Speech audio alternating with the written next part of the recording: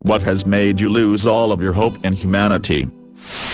Guys, I worked as waitress and bartender for years, and still, nothing prepared me for the level of salary I've encountered over the pandemic period. I sincerely hope someone like Gordon Ramsay teams up with Louis Theroux to make a fucking docu-series about this. Edit, spelling. Yep, I did deliveries for a restaurant till mid-2020. When I wasn't out doing deliveries, I basically did security for the waitresses since I got the qualifications. The sheer level of entitled salary is off the charts. I'm glad I got out of hospitality and now I work security. Honestly, the restaurant industry as a whole needs to institute a zero-tolerance policy for abuse towards staff.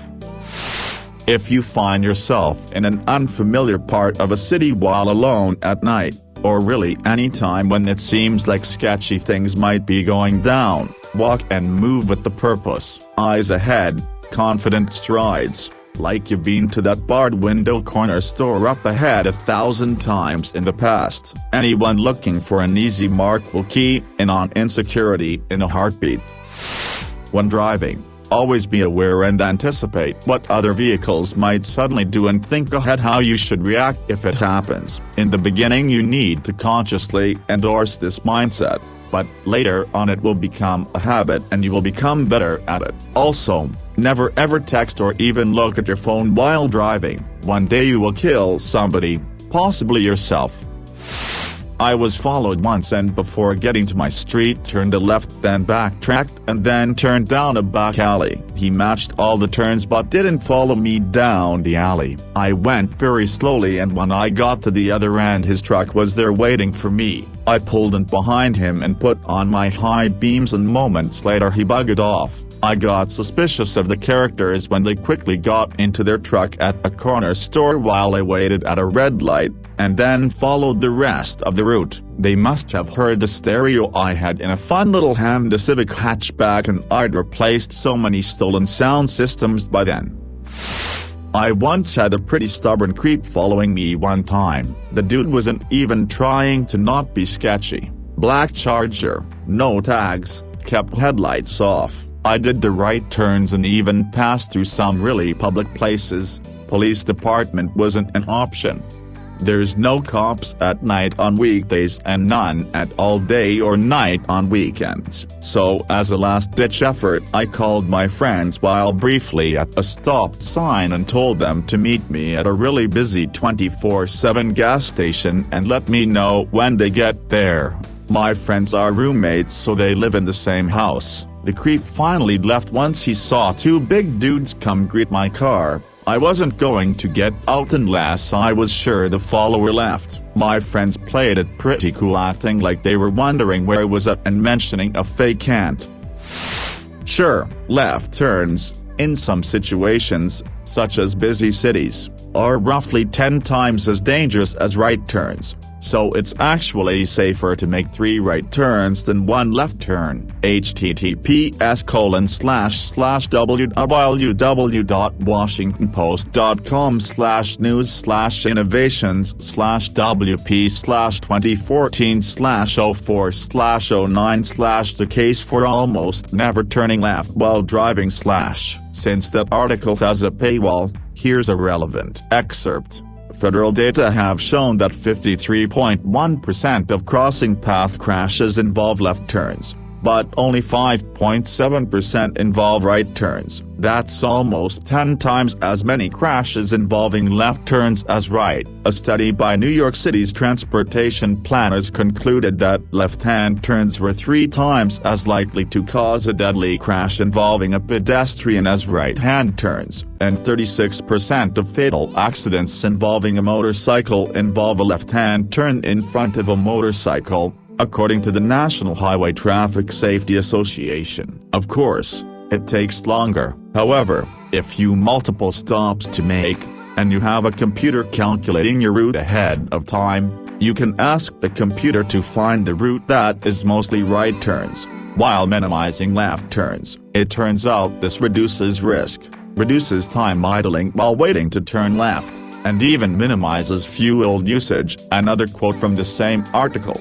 UPS has chosen to minimize and sometimes eliminate left-hand turns to be more efficient. The company says the changes have helped it save millions of gallons of fuel. Today, this is a standard feature in commercial routing software. UPS uses their own proprietary software, called Orion. Read about its right turn optimization here, but as far as know, all commercial-grade routing software does this nowadays. It's kind of a must-have feature. Consumer-grade software like Google Maps doesn't have this feature because it rarely makes sense when just going from point A to point B. But you can usually get the same effect by simply going straight when it tells you to go left and making the next available right turn. It will recalculate the route to include the next 2 right turns. I recommend you do this if there's a left turn on a busy street that doesn't feel safe to you for any reason. If you're interested in maximizing safety, there's an option tell Google Maps to avoid highways. This will prevent it from telling you to get on a freeway for just a mile or 2. It selects these routes because they're 1 or 2 minutes shorter, but it's usually way less safe to merge onto the freeway than to just take surface streets. In most of the world we drive on the right side of the road, so if you take a right turn, the very worst that can happen is a side swipe from traffic on your left going straight or head on traffic turning left. You will never get hit by traffic from your right when you are turning right. If you go straight, you could get hit from any direction. The cars on your left could hit you if they go straight or turn left. The cars head-on could hit you if they turn left or even just swerve, and the cars on your right will always hit you if they don't stop. If you turn left, you cross paths with all head-on traffic no matter what way they're turning. Traffic on your right will cross paths if they go straight or turn left, and traffic on your left will cross paths if they go straight or turn left. It's all about how many paths you cross and then assume there's always a chance someone doesn't stop.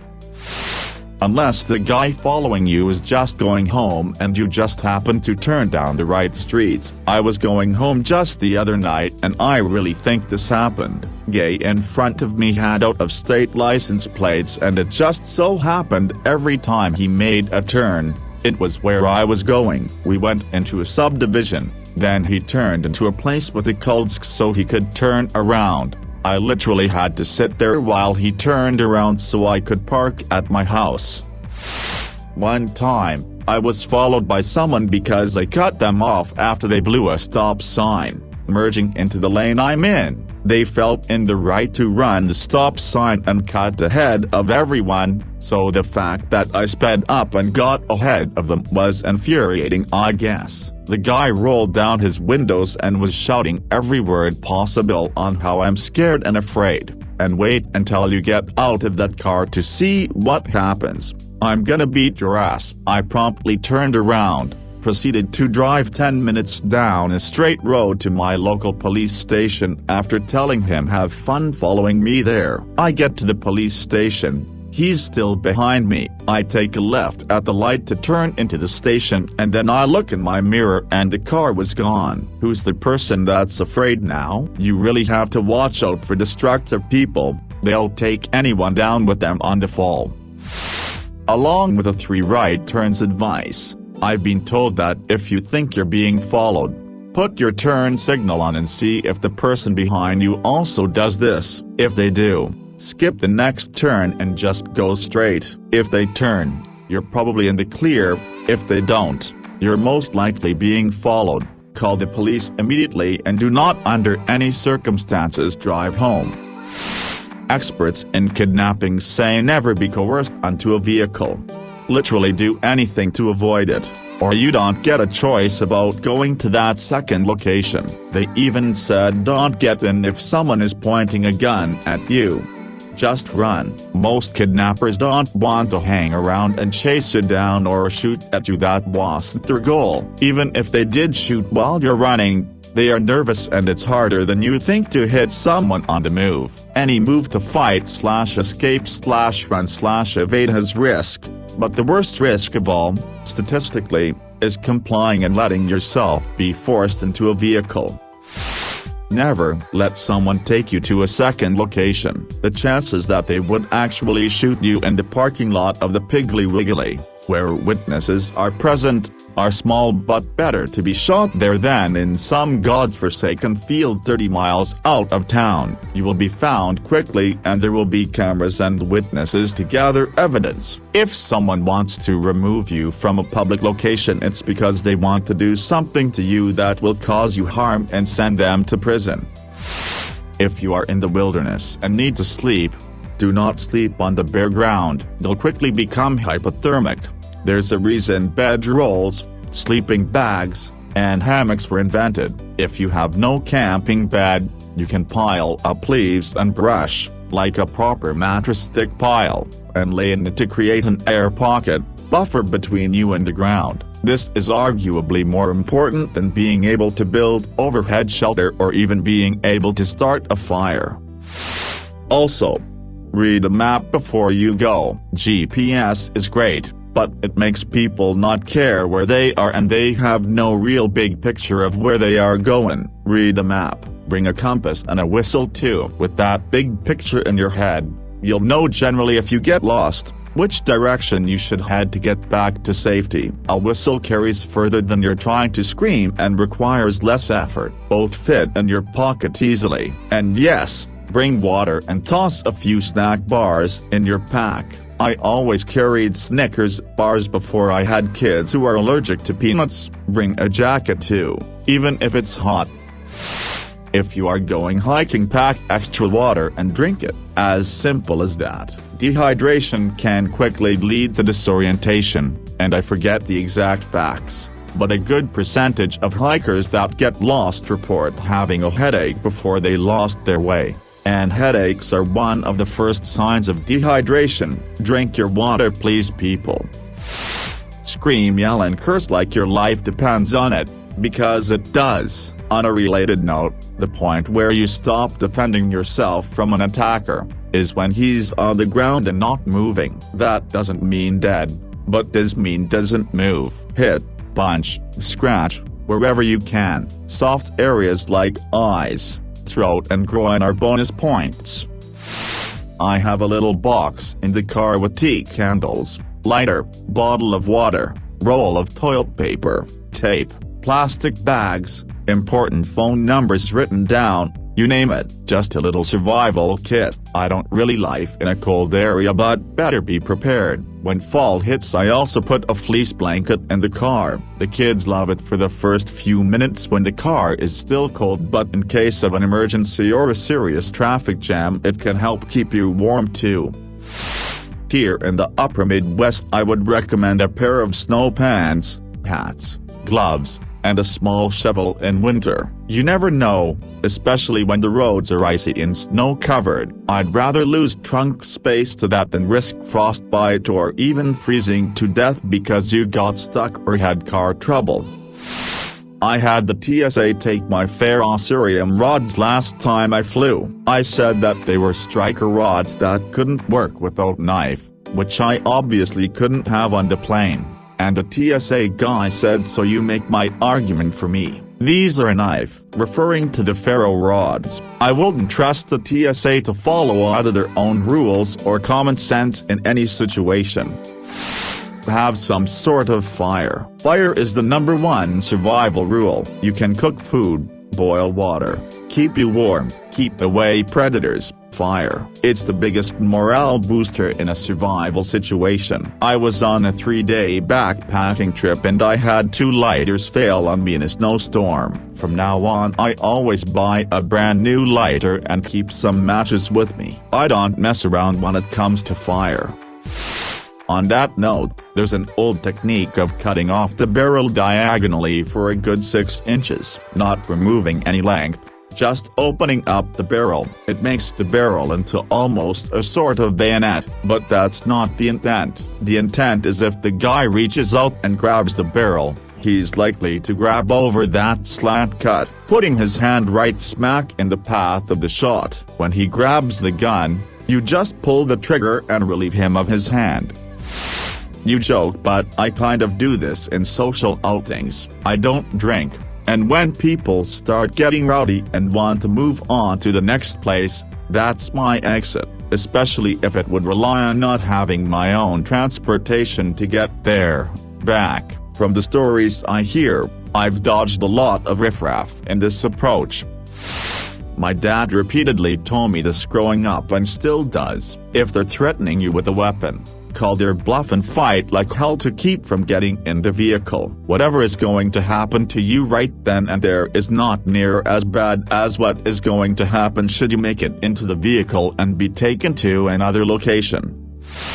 That is a decent tactic, but only if you utilize it right away and if it's only one person, isn't that much bigger or stronger than you. The reason why the timing is so important is if they're a bigger person and they grab a hold of you, spend some time trying to lift or drag you, you're already giving them plenty of resistance. Suddenly going limp like that while they're enacting that much force will more times than not backfire, and they'll just pick you up or start moving you a lot easier. Now you find yourself with almost no leverage and are hoping for a fantastic kick or punch to a sensitive part of their body. I have spent a lot of time with experts in the DNCIA who, back when they were younger, lead cases in South and Central America focused on gang activity. Lots of experience with kidnappings and other horrible situations in which tactics like the one being discussed here are practiced so no time is wasted.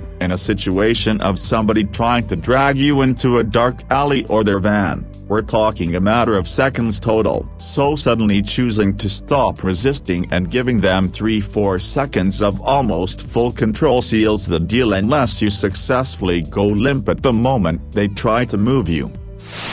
Also, stop using your legs to hold you up, bend your knees or go completely limp. It's not intuitive, but try this. Grab a friend, with consent to the experiment, and pull them backwards. They will use their legs and most likely will actually walk themselves backwards because it's natural to do that. If you feel you are going to fall backwards. This makes it quite easy for you to pull them with you. Then try again and tell them to go entirely limp, or let their legs go rubber. Now your victim is not helping you, you have to support more of their weight. Meanwhile, hopefully your victim is using their arms and hands to poke your eyes out. Not as easy as when the victim is standing. So, go limp.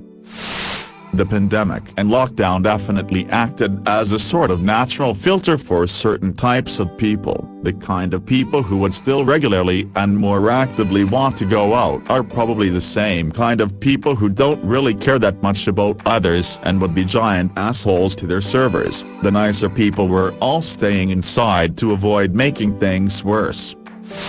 When I used to work in customer service, dealing with the general public made me want to set my brain on fire. I cannot even fathom how much worse it's gotten during the pandemic.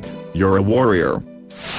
Seeing the hatred and selfishness of people on a daily basis, not even counting social media or news, just seeing people berate retail workers, drive like maniacs, and hearing even family and friends act so selfish, it's clear that humanity is innately selfish. Not to mention, since the before written history, there have been wars and murder and rape that shaped societies that still exist today. To put any of your faith or hope in humanity has been and always will be foolish.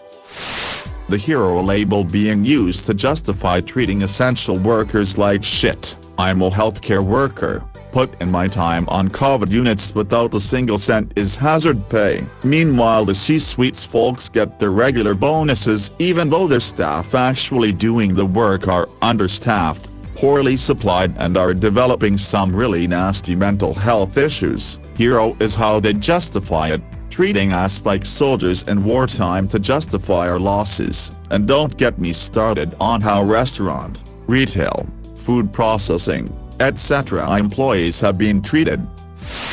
How being a good person doesn't matter. They're evil people doing evil shit out there that get rewarded and never get justice. It makes me sad. I used to cry about that shit as a kid. I still do, but it's mixed with other realizations on top of that. It is very clear that the majority of humans are not able to understand a slow-moving disaster such as climate change that will eventually eradicate humanity. While climate change seems to be the most likely at the moment, it isn't necessarily climate change. Any type of slowly warming pot will do it. Humanity won't respond to a slowly increasing disaster that requires any sacrifices.